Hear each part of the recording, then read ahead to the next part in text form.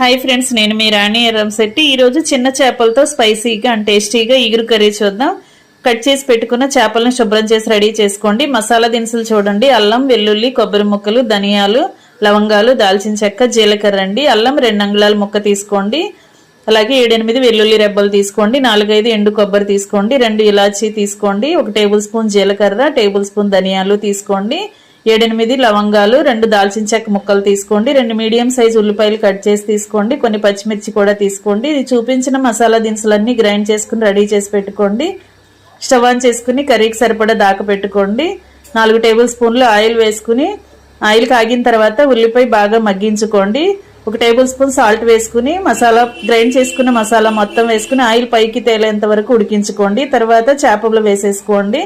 4 table స్పూన్లు కారము, చిటికెడు పసుపు, టేస్ట్కి సరిపడా సాల్ట్ వేసుకుని కొత్తిమీర వేసుకుని బాగా ఎగిరిన తర్వాత స్టవ్ ఆఫ్ చేసుకుని ఫ్యామిలీ